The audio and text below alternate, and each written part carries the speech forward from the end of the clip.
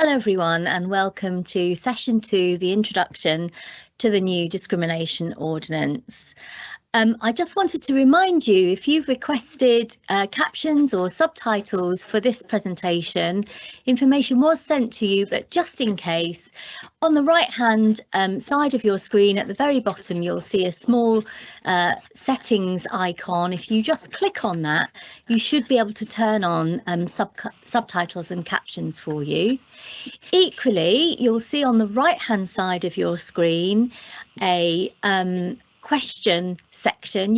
Any questions that you have, please do post them in there during the presentation, and that we have built in some time at the end to answer any of the questions that are posted there.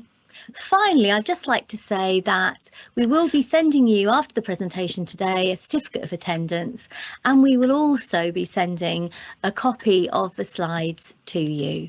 So without further ado, as I think it is midday, I'm going to now hand over to Sarah, who's going to start the presentation. Thank you. Hello and welcome. For those of you that don't know me, my name's Sarah Ash and I'm an employment partner at Walkers in Guernsey, and I'm going to be presenting this session today along with my colleague Danielle Bruard, who's one of our senior counsel in our employment team. Today's session is the second course in our suite of training modules, and today we're going to be looking at the introduction to the new discrimination ordinance. So what we're aiming to cover today is the existing discrimination legislation landscape in Guernsey. We'll look at the new protected grounds that the new discrimination ordinance is introducing. We'll cover the different types of discrimination and also other prohibited conduct set out in the legislation. We'll look a little bit at who the new legislation applies to. Then we'll move on and cover the procedure for bringing claims. And finally, we'll look at remedies and awards. Firstly, I just want to cover off who the Consortium are. So the lead partners in the Consortium are Walkers and the Guernsey Institute. And then we have supporting partners, Equality Guernsey, Focus HR and the Guernsey Employment Trust, GET.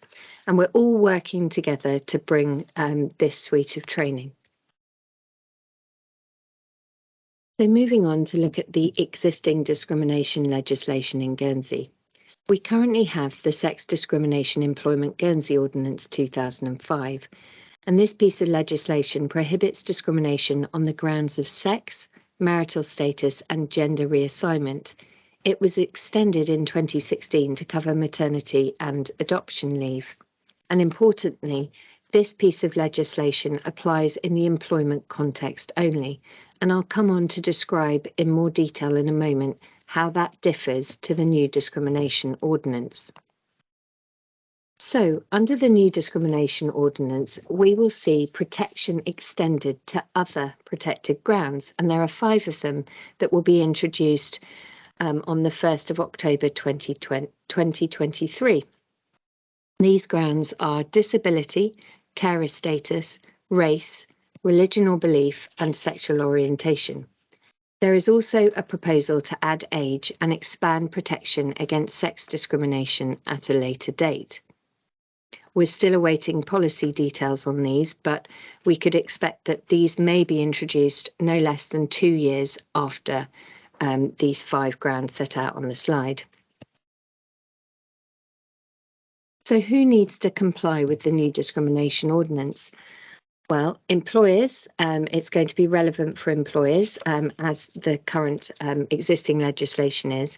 But as you can see from this slide, the new ordinance will be far wider reaching than the sex discrimination ordinance, which is limited to the field of employment only. Some of the key additional groups who need to be aware of their obligations under the new ordinance are providers of goods and services, accommodation providers, schools and education providers, and clubs and associations. It will also extend to charities and voluntary groups. Of course, it's really important that employers will also need to be well prepared in advance of the new legislation coming into force, as they will have new protected grounds to consider which will impact their policies and procedures and be relevant right from the start of any kind of employment relationship, from the recruitment process throughout the life cycle of that employment relationship up until the termination of employment. We're going to come on in our later sessions to talk about the specific obligations of employers under the legislation and employers' responsibilities in session 3. And we'll also cover some of the specific obligations on service providers in more detail in session 4. As I'm sure you're aware, we're also running a session on reasonable adjustments and accessibility, and that will be covered in session 5, as we know this is a topic of real interest to everyone. So looking at the new ordinance itself, this draws on some of the concepts that are already in the Sex Discrimination Employment Guernsey Ordinance and also in existing Great British and Jersey legislation. So some of the concepts will be familiar to those of you that are familiar with our existing legislation. As I've mentioned a moment ago, the new discrimination ordinance will come into effect on the 1st of October 2023, although there will be some exceptions to this. So duties will not apply to education providers before 1st of September 2025. Any duty to make changes to physical features of premises will not come into effect before 1st of October 2028. And the public sector duty to prepare access audit plans will not come into effect before 1st of October 2028. Now, despite the fact that there is a delay in some of these provisions coming into effect, all businesses are encouraged to take advantage of the lead-in time to prepare and to start to make changes in line with best practice. So, for example, any business planning to move location of their office or premises or that may be planning refurbishment, if you find yourself in this situation, it would be advisable to consider if there are any physical features that you may want to change or introduce so that these can be factored into your plans. We're now going to come on and talk about protected grounds, and I'll hand over to Danielle at this point. Thank you, Sarah. So in this section, we're going to look at the new protected grounds and how each of them is defined under the new ordinance. The new protected grounds are set out on this slide: disability, carer status, race, religion or belief, and sexual orientation. So let's start with disability. And I think it's fair to say that this is one area of the ordinance that attracted a lot of interest and feedback during the consultation process. And there were some changes to the definition made along the way. But where did we end up? Well, a person has the protected ground of disability if they have one or more long-term impairments. So if we break that down a bit, what will a long-term impairment be? Well, it's an impairment that has lasted or is expected to last 6 or more months, or until the end of the person's life. And the ordinance makes it clear that it can include conditions which are in remission if they have the potential to recur. So, for example, if someone has had something like cancer or arthritis, which has lasted less than 6 months, but has the potential to recur in future, it will be covered, it will be considered long-term. Equally, it can include conditions which are controlled by medical treatment. So that would be things like diabetes, potentially. The fact that the definition includes the words "is expected to last" means that a person does not have to wait until they've had a condition for 6 months in order to be protected. They can have a disability for the purposes of the ordinance from day one of having a condition, provided that it is expected to last for not less than 6 months. That's long term, but how is impairment itself defined? I've set out on this next slide the definition from the ordinance, and I'll just give you a few seconds to read through it.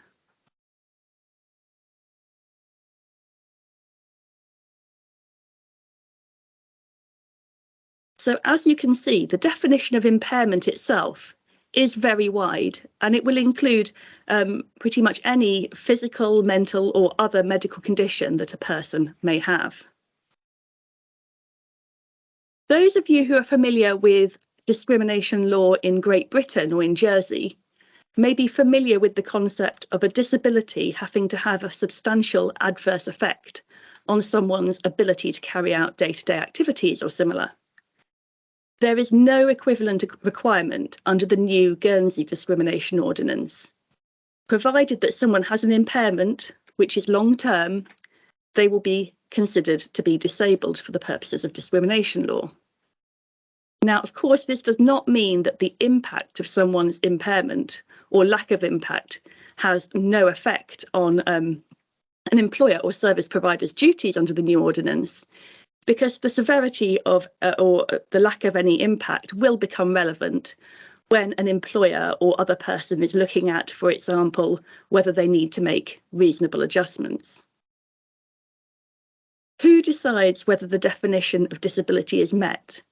Well, it's a question of fact, and in many cases it may be obvious whether or not someone is disabled, but where the position is unclear, medical evidence may be sought. Moving on to carer status, a person has carer status if they provide care or support on a continuing, regular or frequent basis for a person with a disability, and the disability is of a nature which requires continuing, regular or frequent care or support of that kind. Now, importantly, the person caring and the person being cared for also need to be either close relatives or live together. And the definition of close relative for these purposes is set out on this slide. So anyone caring, for example, for a neighbour or a friend will not have carer status for the purposes of the new ordinance. And likewise, someone caring for their own children, for example, will not be a carer unless the children have a disability which requires continuing, regular or frequent care or support. The ordinance also makes it clear that those who provide support or care in a professional capacity will not have carer status. However, this does not prevent someone being reimbursed for their expenses. So if someone is caring, for example, for an older relative and incurs expenses driving them to appointments or to do shopping or something like that, they could be reimbursed for their petrol money without this taking them outside the scope of carer status under the new ordinance. The ordinance also confirms that people who are foster carers or adopters are covered by carer status. As with disability, there may be a need for medical advice on the issue of whether someone's disability requires continuing, regular or frequent care or support of the kind that they're providing. And then finally, just another comparison with Great Britain and Jersey law. So in both of those other jurisdictions, carer status is not a protected ground.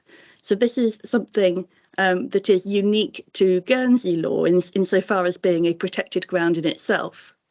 However, in those other jurisdictions, carers are sometimes protected through other types of claims, for example, indirect sex discrimination or discrimination by association.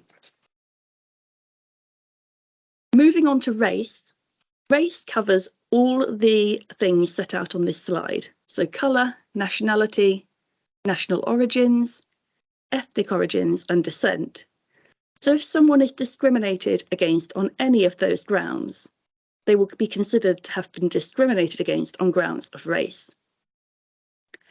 The ordinance also specifically makes it clear that national origin includes being of bailiwick origin.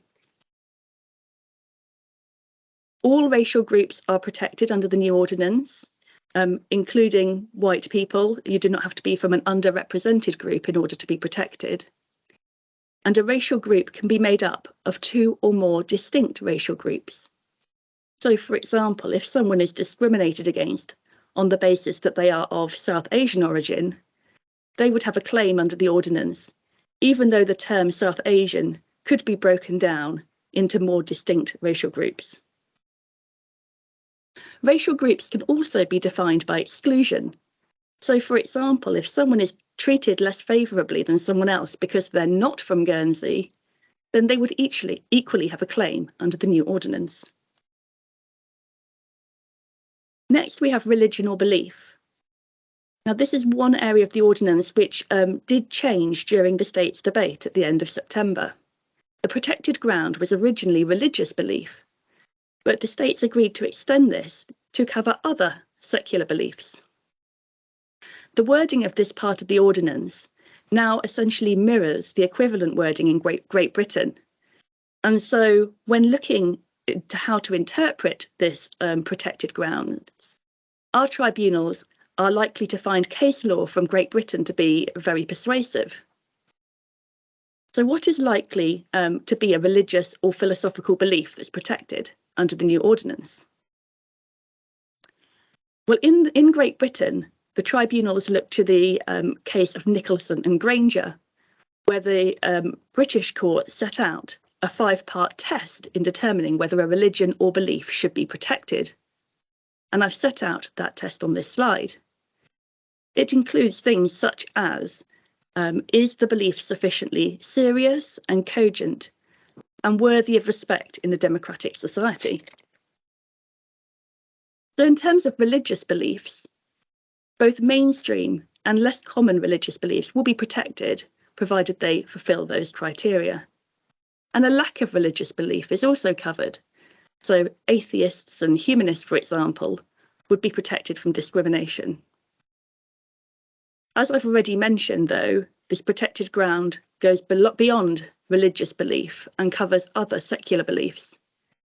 And in Great Britain, the types of beliefs that have been found to be covered by this protected ground include things like a man-made belief in climate change, anti-fox hunting, ethical veganism, and gender-critical beliefs. At the other end of the scale, the tribunals have found that things like support of a football team are not sufficiently serious to be protected.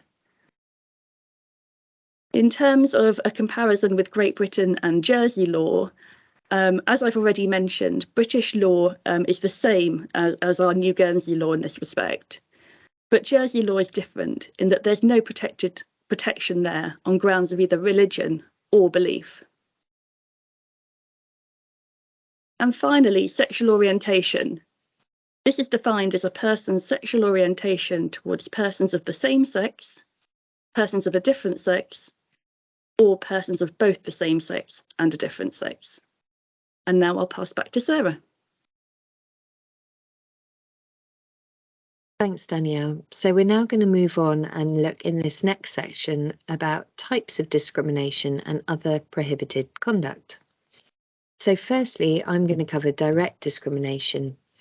This concept may be familiar to those of you that have experience with the sex discrimination ordinance already, but this in essence is where you would treat someone less favourably than you treat or would treat others because of a protected ground. And it's important to note that the protected ground does not have to exist at the time of the less favourable treatment. So an example of direct discrimination might be refusing to serve someone at a restaurant because of their race, or refusing to hire someone because of their religion. And I just got some further examples here because direct discrimination can be based on a protected ground someone had in the past but no longer does. And an example here might be a landlord refusing to rent accommodation to someone because they had a mental health condition in the past. It may also be based on a protected ground that someone may have in the future. So, for example, here it could be failing to promote someone due to caring responsibilities that you think they may end up having in the future. And finally, an example of direct discrimination could be that it's based on a protected ground that a person may be perceived to have, even if they do not. So an example here might be refusing to allow someone to become a member of a club because you believe them to be gay. A person who brings a claim for direct discrimination needs to be able to point to someone else, and that's typically referred to as the comparator. And that's someone who has been or would be treated more favourably. and the comparator needs to be someone who is in materially the same circumstances. In addition, the less favourable treatment must be because of the protected ground. So a person seeking to bring a claim of direct discrimination needs to be able to compare themselves to another person, whether real or hypothetical, and show that the other person has been or would be treated more favourably than them. So an example here might be in a scenario where a company had a head office in the UK, and they decided to second a limited number of staff from the UK to work in their Guernsey subsidiary alongside locally recruited staff. In this scenario, one of those local workers complains that his salary and benefits are lower than those of the secondee from the UK who's employed at the same grade as him. Now, in this situation, although the two workers are working for the same company at the same grade, the circumstances of the secondee are materially different. He's been recruited in the UK, has had a different career path, and his salary and benefits reflect the fact that he's working abroad. And so for these reasons, he would not be seen as a suitable comparator. If the Guernsey-based employee could point to somebody else in Guernsey on the same circumstances as him and at the same grade, then there may be that may give rise to a situation where there may be a fair comparator and an example of direct discrimination. It is not directly discriminatory to treat a person without a disability less favourably than someone with a disability, and that's assuming that the person with a disability has been treated more favourably for the purposes of removing or mitigating a disadvantage, and the same applies in relation to carer status. So an example here might be if an employer could decide to offer all disabled applicants a guaranteed interview, and a non-disabled person could not claim that this in itself is discriminatory. Moving on now to discrimination by association. This is where you're treating someone less favourably than you treat or would treat others because of their association with another person. And this would be in circumstances where similar treatment of that other person would constitute direct discrimination, for example, due to their association with a family member, partner or friend. So an example here might be where a manager treats a worker who is heterosexual less favourably because she has been seen out with a person who is gay. Now, I'm going to cover indirect discrimination. This is where applying a provision, criterion or practice, sometimes referred to as a PCP, which puts those who share a protected ground, including the specific individual in question, at a particular disadvantage, and which cannot be justified as a proportionate means of achieving a legitimate aim. So what does that mean? I'm now going to break that down and we'll look at the definition in parts. So first of all, what is a PCP? So this would include, for example, formal or informal policies, rules, practices, arrangements, criteria, conditions, qualifications or provisions. It can also include one-off discretionary decisions. And a PCP will, on the face of it, appear neutral. It's applied to everyone in the relevant group. So a classic example in the employment context is an employer requiring an employee to work full-time. Now, this requirement could disadvantage women as a group, since women in society as a whole bear a greater part of domestic and childcare responsibilities than men, and they're more likely to want or need to work part-time.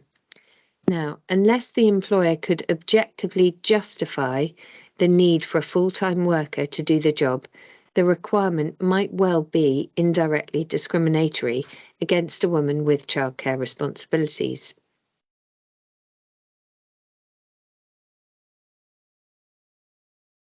Now, as I mentioned, for there to be indirect discrimination, the PCP must put those who share a particular protected ground at a particular disadvantage. So, who are the persons who share a protected ground in relation to a disability? People who share a particular disability, so for example, not all people with disabilities. And how does a claimant show that those who share a protected ground are placed at a particular disadvantage by the PCP? It might be obvious. If a particular disadvantage is less clear, then you should be considering statistics or medical evidence in these situations. So I'll talk you through some examples now to bring this a little bit more to life. So, for example, a retailer might accept only online job applications without offering these in alternative formats. This could disadvantage applicants with learning difficulties who have limited computer skills, or applicants with a visual impairment who may rely on software that isn't compatible with an employer's application portal. Another example might be a cafe, whereby to attract new customers, a cafe owner offers a 10% discount to any customer who can show that they've lived in the bailiwick for the past 10 years. This clearly places people who are not from the bailiwick at a particular disadvantage. Or, for example, a shop who requires all employees to work on a rota system, which includes some Saturday shifts. This may place Orthodox Jews who are unable to work on the Sabbath at a particular disadvantage. And when we're considering indirect discrimination, as I've mentioned, not everyone who shares the particular ground needs to be put at a disadvantage, but it is important that the claimant themselves must be put at the disadvantage. So in the previous cafe example, it does not matter that some people from other countries will have been here over 10 years and be entitled to the discount. So another example here, if an employer refuses to allow any of its roles to be carried out part-time, this could place a number of groups at a particular disadvantage, including women, carers, and those with certain disabilities. It does not matter that some women, carers, and disabled people are able to work full-time. If the percentage of women who can do so is significantly lower than the percentage of men, then the requirement to work full-time will, on the face of it, be indirectly discriminatory. Moving on now to objective justification. If a person applying a PCP can show that operating the PCP is a proportionate means of achieving a legitimate aim, then their actions will not amount to indirect discrimination. This is known as the objective justification test, and it also applies in other areas of the ordinance. It is up to the duty holder, so for example the employer or the service provider, to demonstrate objective justification. So looking in a little bit more detail at objective justification, there is a two-stage test. First of all, you need to think about whether or not the aim of the PCP is legitimate, and if so, is the means of achieving it proportionate? So what is a legitimate aim? Well, it must be a real and lawful aim, and it cannot be based purely on cost. And when looking at whether the PCP is proportionate, you must consider, is there a less discriminatory way of achieving the same aim? So, for example, a food manufacturer has a rule that those preparing food cannot have beards. This rule may amount to indirect discrimination against Sikhs or Muslims.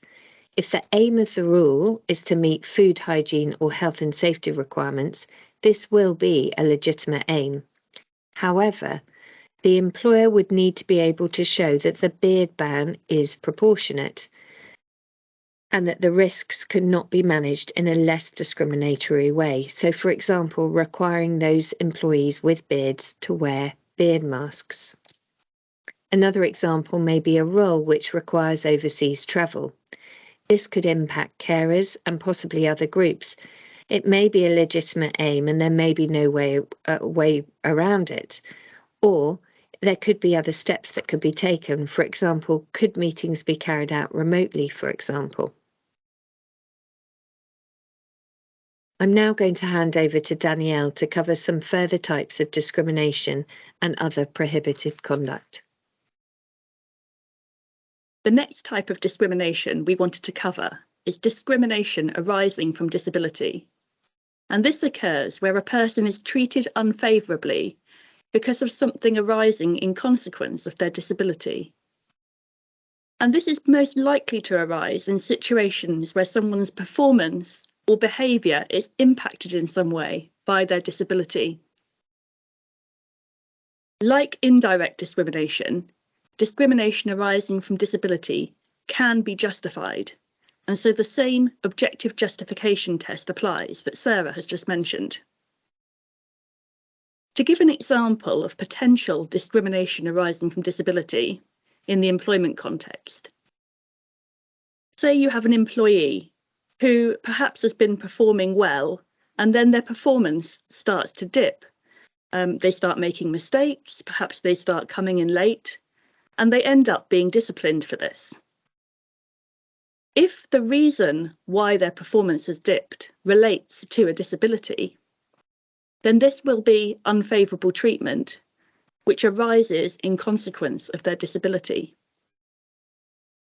The employer would then have to look at whether they can objectively justify their decision to discipline the employee. And this would involve looking at all the facts and circumstances, including, for example, did the employer know or should they have suspected about the disability? And we'll come on to talk a bit more about that in a minute. How long were the effects on this disability likely to last? Were there any alternatives that could have been explored? Maybe alternative treatment that could have been considered, or alternative roles that the employee could have carried out. In these situations, medical advice is often key. Moving on to the duty to make reasonable adjustments. I'm not going to say too much about this now, because as Sarah has already mentioned, we have a whole section on the duty to make reasonable adjustments, which will be session 5. For now, I just wanted to run through what the duty is. So the duty to make reasonable adjustments applies where a provision, criterion or practice, that's the same definition of PCP that Sarah's already run through, or a physical feature of premises, or the lack of an auxiliary aid, which would be something like specialist equipment, puts a disabled person at a substantial disadvantage in comparison with people who are not disabled. And where any of these things apply, the person with a duty under the ordinance must take reasonable steps to avoid the disadvantage or to provide the auxiliary aid. And the whole aim behind this duty is to ensure that disabled people have access to the same opportunities and the same services, so far as is possible, as someone who is not disabled. Some examples of potential reasonable adjustments would be things like a cafe allowing service users to bring in assistance animals if that is something they require, or providing specialist equipment in the workplace, or perhaps allowing someone to book your services in a different way. If a request for an adjustment is made by a specific employee or user of your services, it is always a good idea to discuss this request with them, consider medical advice perhaps in the employment context, and respond to the employee as to whether or not you can carry out that adjustment and the reasons why not if you can't. But on top of that kind of reactive duty to make reasonable adjustments where requested, service providers, education providers and schools have an additional proactive duty to make adjustments that their service users and students might require. And as I said, we'll come on to cover this in much more detail and what it means in practice in session 5. The duty is only to make adjustments if they are reasonable, and what is reasonable will depend on all the circumstances, including the nature and size of the business, whether or not the adjustments requested will even be effective, and of course cost. as I said, this topic will be the focus of session 5. I briefly mentioned before that whether or not the employer or service user has knowledge of disability is often relevant. It is relevant, for example, in discrimination arising from disability and the duty to make reasonable adjustments, as no liability will arise for either of those two things if the person or organisation didn't know and shouldn't have been expected to know that the person had a disability. It's really important to remember, though, that employers and service providers cannot avoid liability by failing to make reasonable inquiries. So in the example I gave before of an employee who had been performing very well and whose performance dips, it's probably that's probably enough kind of evidence for the employer to have been making reasonable inquiries as to whether or not there was something going on there in terms of an underlying medical condition that might have been affecting the employee. And the employer cannot avoid liability by failing to ask those questions. If someone in the organisation, for example, a member of HR, knows that an employee has a disability, but others in the organisation do not know, knowledge may still be kind of imputed to those people. So, for example, if a manager is going through a performance management or redundancy or any other type of HR process with an employee, the fact that that particular manager did not know about the disability might not necessarily be a defence, because there should be mechanisms within the company for sharing information that is known by others where appropriate to do so. But obviously, when deciding upon this, the organisation must bear in mind its obligations of confidentiality and data protection, and not share the information any more widely than it absolutely needs to.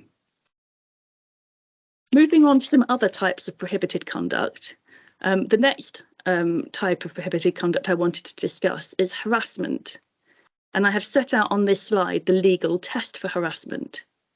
And that is where someone engages in unwanted conduct, which is related to a protected ground or of a sexual nature, and has the purpose or the effect of violating another person's dignity or creating an intimidating, hostile, degrading, humiliating, or offensive environment for them.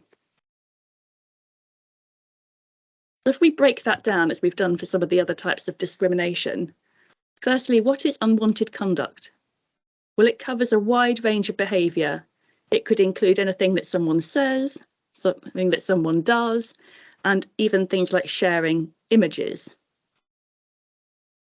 It can include one-off incidents. So the victim does not have to have expressly objected to conduct once and it have happened again for it to constitute harassment. Conduct must relate to a protected ground, but it doesn't necessarily have to be a protected ground that the victim possesses.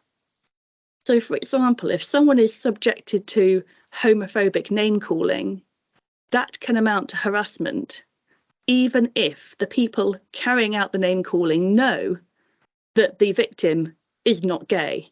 And likewise, if someone makes an offensive remark about people of a particular religion, that can constitute harassment of people who overhear that remark, even if they do not share the religion, the relevant religion.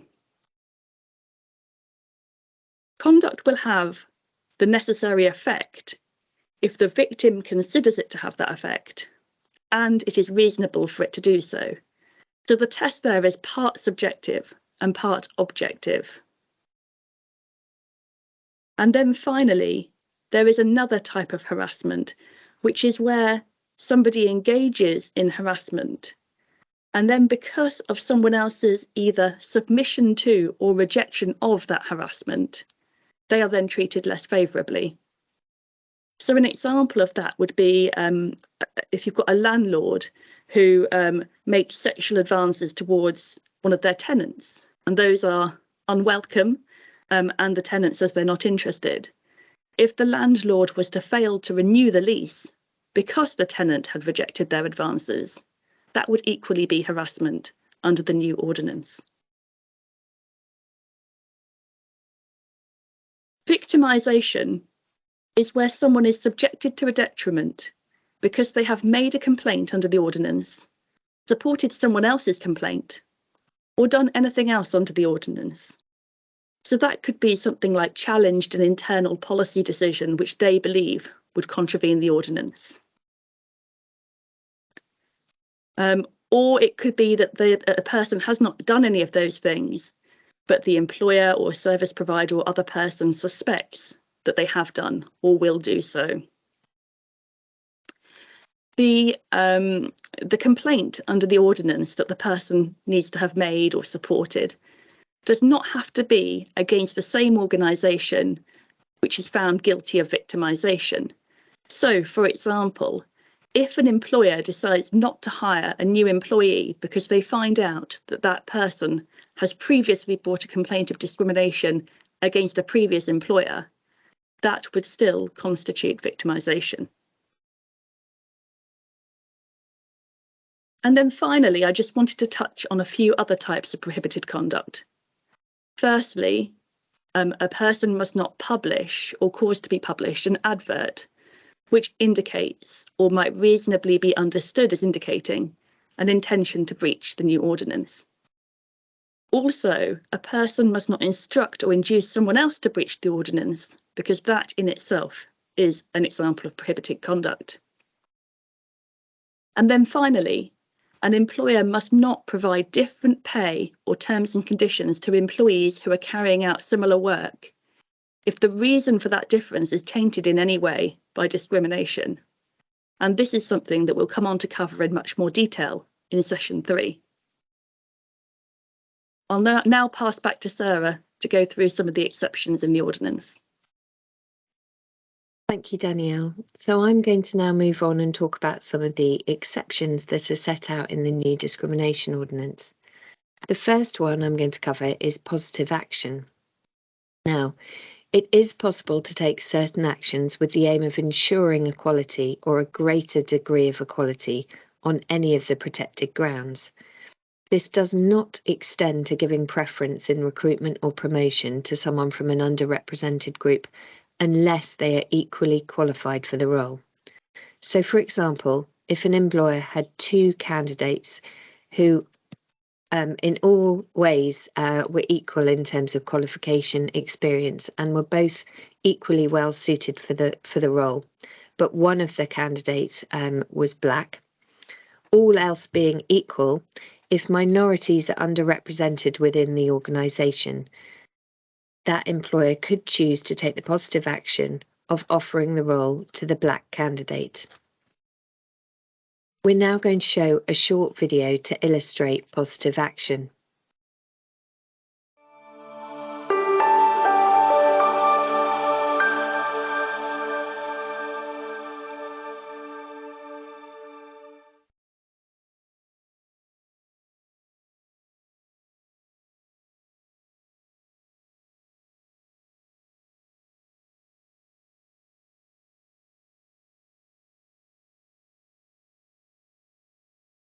We signed up to the Charter because we have a diversity and inclusion strategy, and we are trying to ensure inclusion for all.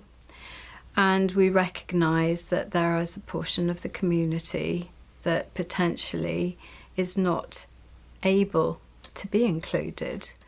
And we were really impressed with the work that the Guernsey Employment Trust has been doing to help people with either hidden disability or a physical disability to enter the workplace. So that's primarily the reason that we decided to sign up to the Charter.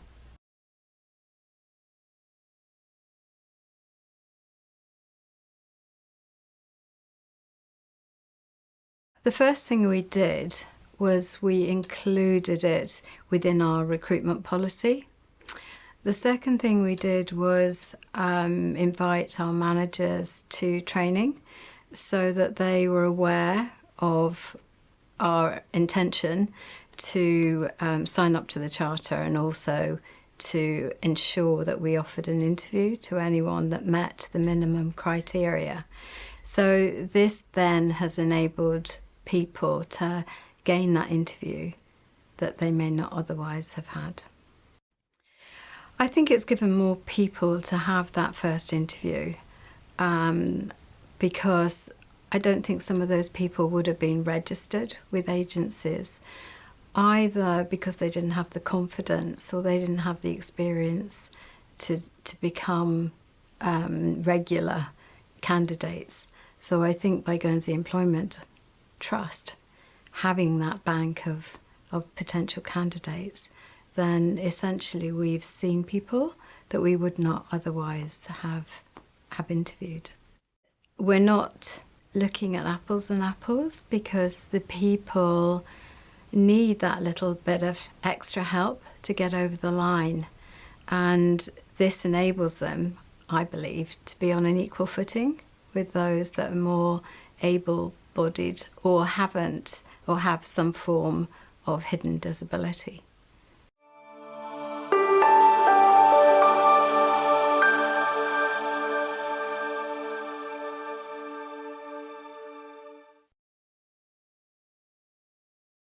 Moving on to another exception. This one's freedom of expression, and this was a new exception which was introduced following the recent states debate on the 30th of September.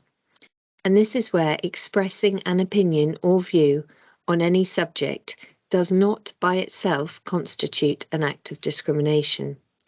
However, a person cannot rely on this exception in relation to any claim for victimisation, and in relation to claims for harassment, the exception only applies if the individual expressing an opinion did not intend to harass anyone, and it would not have appeared to a reasonable person that their conduct would violate the dignity of anyone else or create an intimidating, hostile, or degrading, humiliating, or offensive environment for them.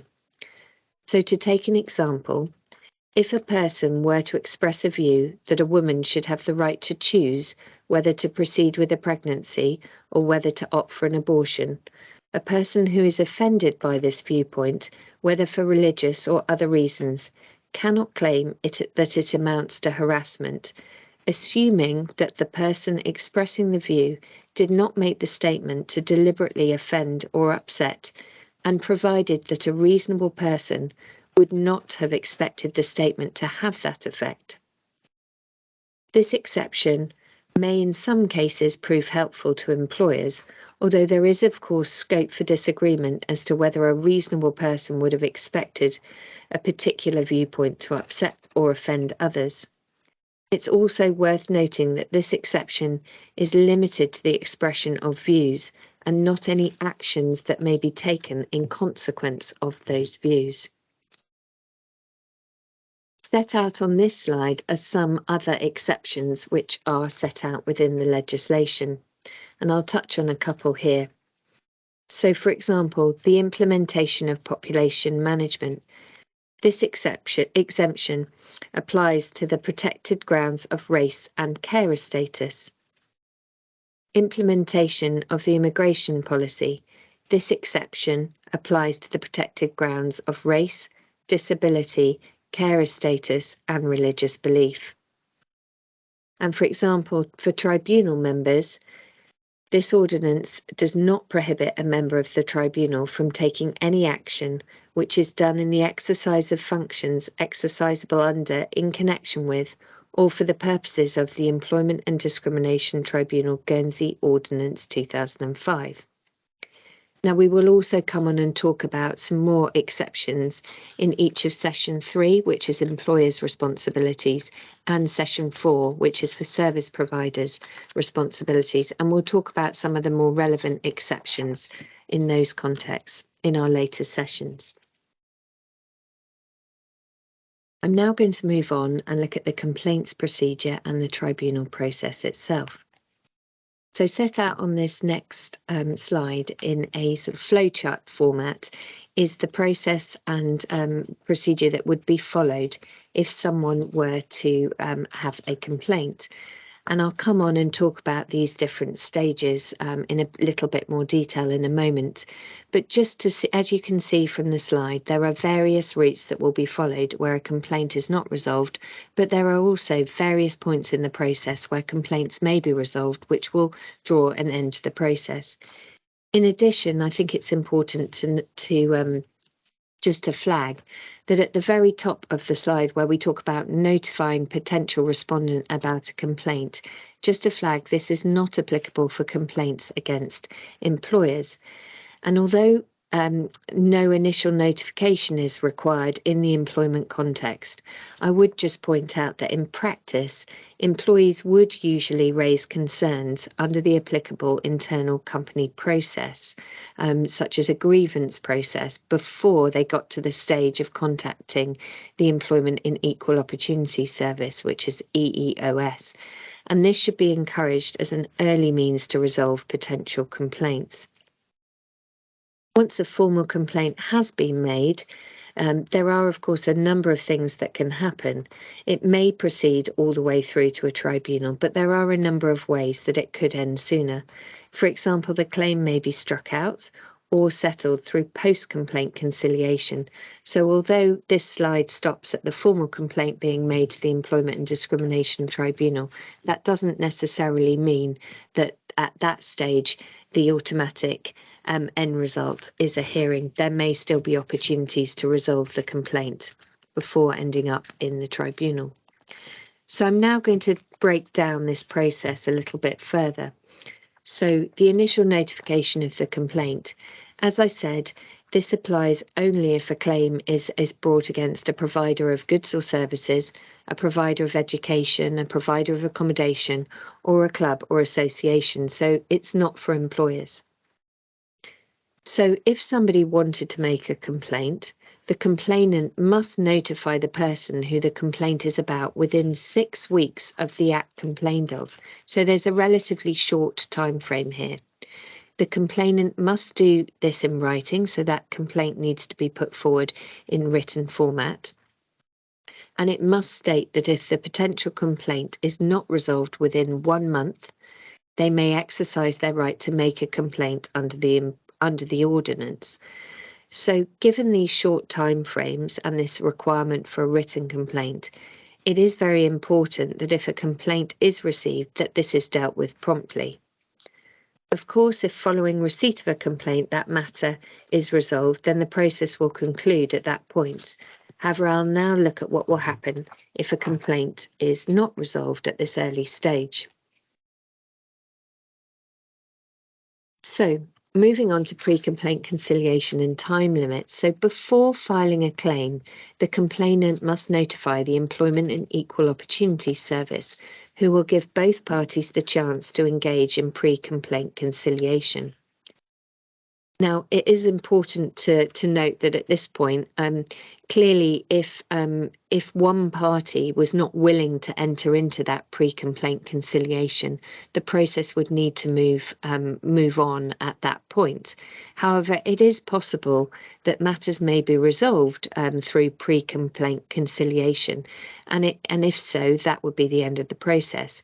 But if pre-complaint conciliation is unsuccessful, then a complainant must then file their complaint, and this normally must be presented to the tribunal within a period of 3 months of the act complained of. However, any period of conciliation that the parties have entered into, even if this then breaks down, that will not count towards that 3-month time limit. And it's important to note as well that the tribunal does have discretion to extend the 3-month time limit where it is satisfied that it was not reasonably practicable for the complaint to be presented within the 3 months, or that it is just and equitable to extend time. In addition, if that 3-month time limit would have otherwise expired during the conciliation period or within the following month, the complainant will have until at least 1 month post-conciliation to bring their claim. So, bringing a claim before the tribunal. Claim forms and response forms will be available on the Employment and Equal Opportunities Service website, and there obviously will be specific forms that a claimant will need to complete if they wish to bring forward a complaint. And whilst each claim will turn on its own facts, it may be possible to resolve matters through post-complaint conciliation, and in some circumstances, as I've referred to earlier, the tribunal may determine that the claim should be struck out, which would end the process. However, should the claim proceed forward, it would move forwards to a hearing. If you reach that stage, during the hearing, the complainant must prove facts from which the tribunal could conclude that a breach of the ordinance has occurred, in the absence of an adequate explanation from the respondent. If they prove this, then it is for the respondent to prove that they did not breach the ordinance. Depending on the outcome of the tribunal, there are potential for appeals from either party to the Royal Court and then the Court of Appeal, and that's similar to the process that we currently have in place. I'm now going to move on to cover awards and remedies under the new discrimination ordinance.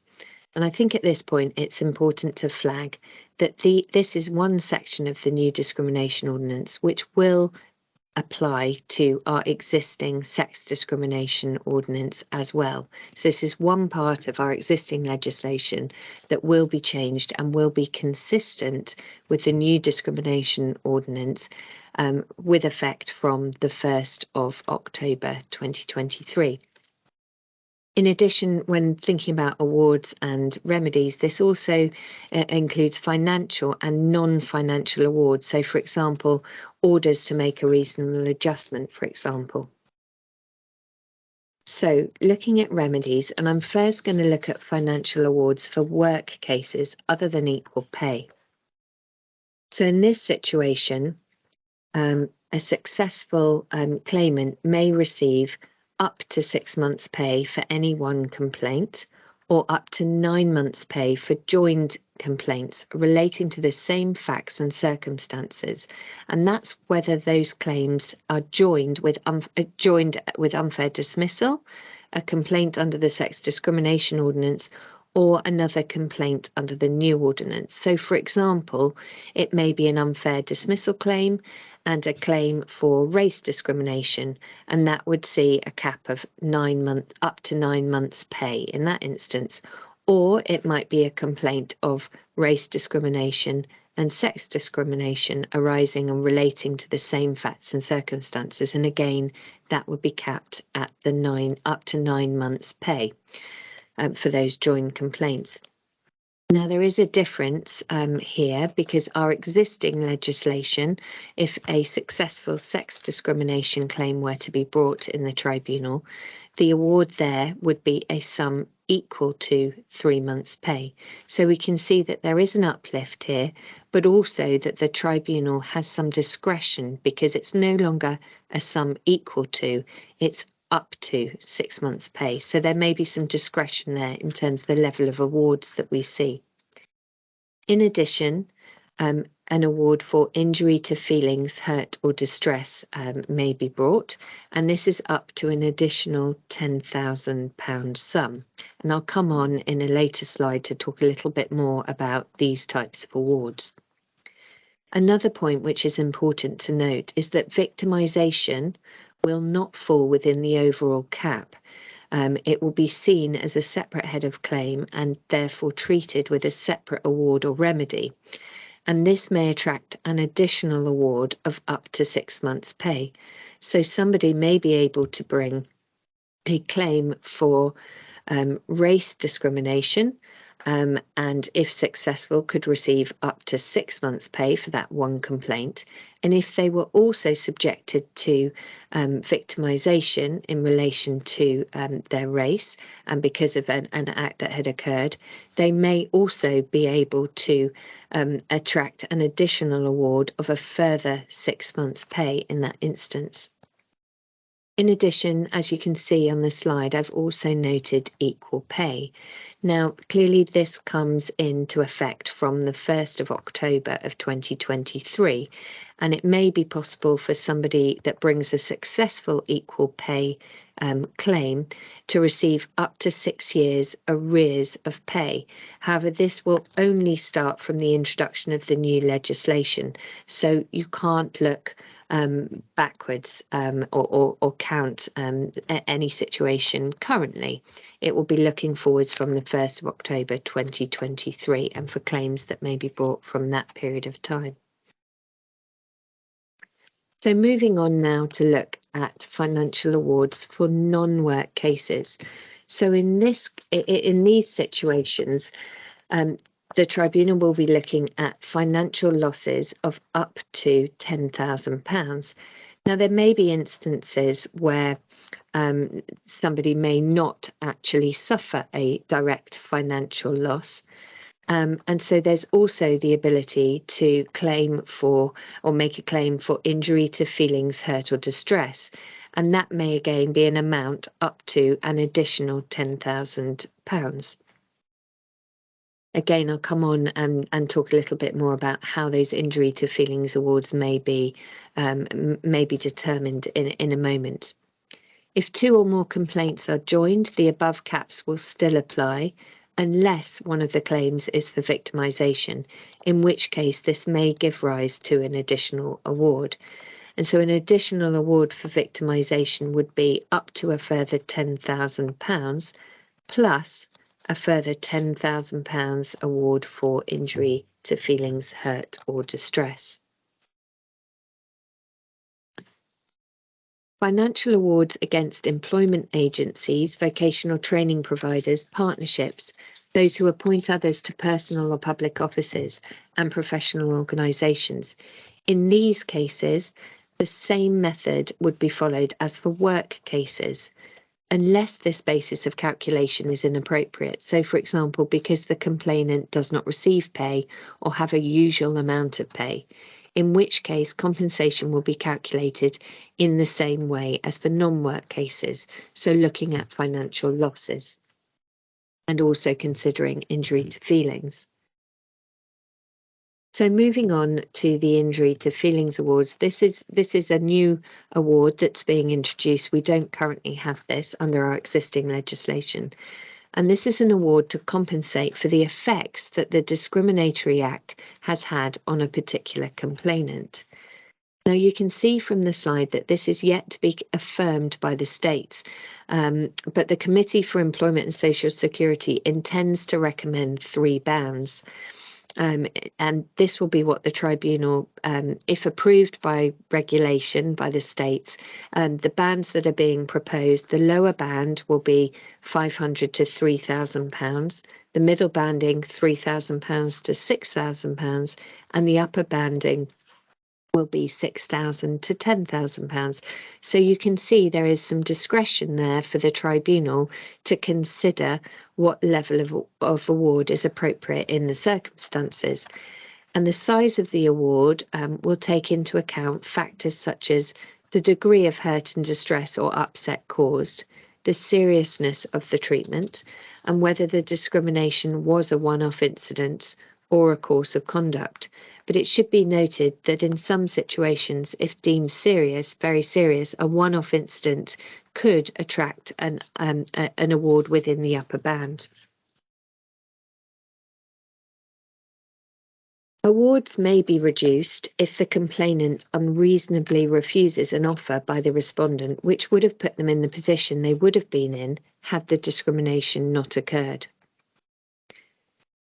In addition, as another remedy, the Employment and Equal Opportunity Service may also serve non-discrimination notices requiring the recipient to cease discriminatory practices, which, if not complied with, may lead to a financial penalty being put forward.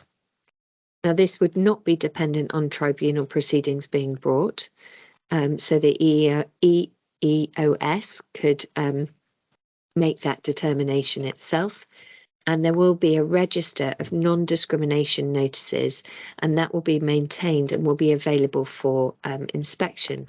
So this will still cover some reputational risk for businesses. So finally, I just wanted to cover some measures that are being introduced to support the introduction of the new discrimination ordinance. I think important to note is that there will be the introduction of legally qualified chairs for tribunal hearings, and given the complexity of the new legislation and the fact that we will, certainly for a period of time, have two discrimination ordinances in play, I think it would be very helpful that we have legally qualified chairs coming in for the tribunal hearings to navigate through this new discrimination legislation. In addition, we'll see the introduction of tribunal rules of procedures, which will provide more of a framework and streamline the tribunal process. I've mentioned quite a bit EEOS, and I think the establishment of the Employment and Equal Opportunities Service will, of course, be a great support to people for the introduction of this new ordinance. And it will enable both parties or anyone that has questions to be able to ask them of that service. In addition, another important measure that is being currently prepared are the guidance notes for employers and service providers, and those will set out examples similar to those that we've talked about today and give further guidance on the steps required under the new discrimination ordinance. We're now going to move on and take some questions. So that's the end of section 2. We hope that that was really useful for you. We've had quite a few questions coming into the chat during the presentation, some of which we've been able to answer. Before I hand over to Sarah and Danielle to answer a couple more questions, just want to remind you that these slides will be sent out to you later on today, together with your certificate of attendance. So I'm just going to hand over now to Sarah and Danielle to take a couple of the more complicated questions that we thought would be better answered in this way. Thanks very much, Louise. So I'll take the first one. How should we deal with possible instances of abuse of the legislation by either employers seeking loopholes or employers claiming protection or benefit under the legislation, which is potentially inappropriate given it's such a sensitive topic? First off, I would just say I'd say the instances of loopholes will be very limited.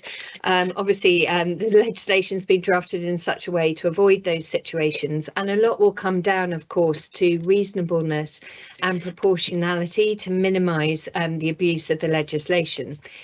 In terms of if there are issues, and I've just covered this on one of my last few slides, but obviously employees will have the ability to raise issues internally if they feel that they have a complaint or there's something that they've witnessed that they're uncomfortable with, something like that. And most employers should have their own policies to help deal with these situations, like a grievance policy, for example. Ideally, complaints will be dealt with by employers promptly as they arise, and ideally you will go down a sort of informal route to be able to resolve these issues. Of course, if somebody feels that their issue has not been addressed satisfactorily, then there is obviously then the route to start a more formal complaint, but ideally with going via the pre-complaint conciliation first and raising the issue with EEOS, as we talked about on one of the earlier slides, to resolve the issues. Okay. Yeah. Yes, the next question is, would it be considered discriminatory if an employer granted an employee who perhaps had carer status complete flexible working or working from home, but not to other members of staff? And there's actually a specific exception in the ordinance dealing with this that says that an employer does not contravene the ordinance by granting an employee's request for flexible working. So what that means is that another employee who doesn't have a protected ground cannot say, well, you granted the request for them, so you need to grant it to me too. But obviously, if that other employee was protected, if they had disability or if they had carer status and they needed flexible working for some reason relating to that, then you would obviously have to consider that on its facts as well, because they would also, you'd have a duty to make adjustments for them too. The next question that I'm going to deal with covers reasonable adjustments in an employment context, I think. So while medical advice might be necessary to make reasonable adjustments, how do we work out when this is necessary and ensure we ask for the correct level of medical information? Now, of course, in some instances, somebody might come to you and ask for an adjustment, a reasonable adjustment, and it could be appropriate to be able to put that adjustment in place without seeking medical advice. It might be something very straightforward, like moving a desk position, giving somebody better access or easier access to toilet facilities. It might be slightly adjusting their working hours to take into account medication they're on, or so that they can avoid busy times of travel and so forth. So there might be things that you can do without the need to seek medical advice and evidence to put in place that reasonable adjustment.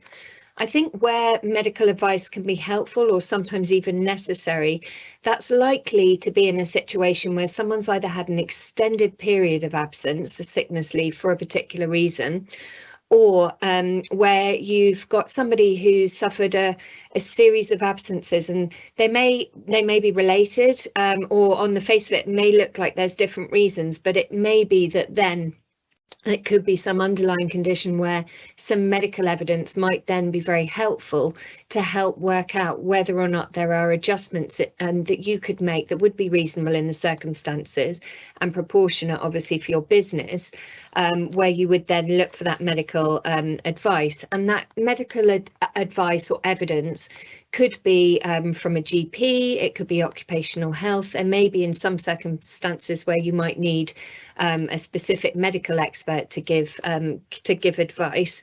But one thing that I would say, I think it's very helpful in these types of situations to, as far as it is possible, to be in dialogue with the individual concerned, because it may very well be that that individual might put forward some ideas as well as to what would help them. And the medical evidence is obviously, it can be a very important part of it, but actually it's having that dialogue as well with the individual in question to make sure that what's being suggested will actually, benefit them, but also work for your organisation. And any reasonable adjustment, as I've said, obviously is going to need to be proportionate.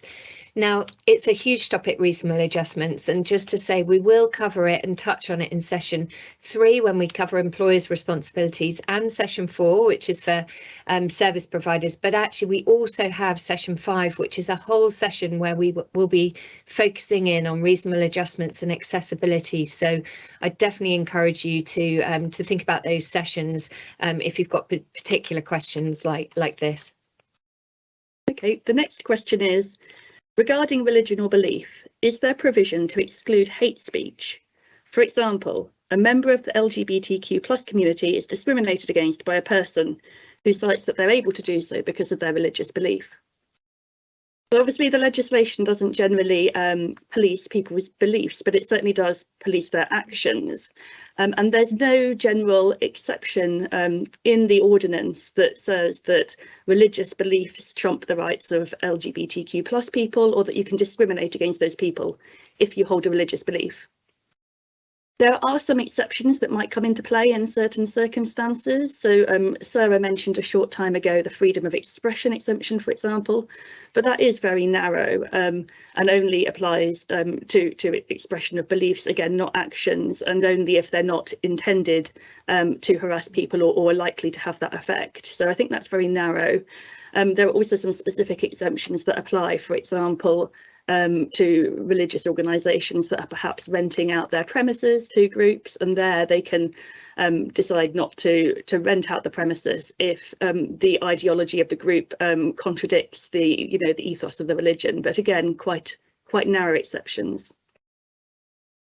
Hey, thank you very much. Now, it may be that you've thought of a question and posted it in the chat as Danielle and Sarah were talking. What we will do is take those questions and add them to our website. We've got a frequently asked question section on there, and we'll answer them there for you. So finally, thank you very much for attending. That's the end of session 2. You can look on consortium.gg for your ability to book session 3, 4 and 5. And we look forward to seeing you next time. Thank you very much and enjoy your afternoon. Thank you.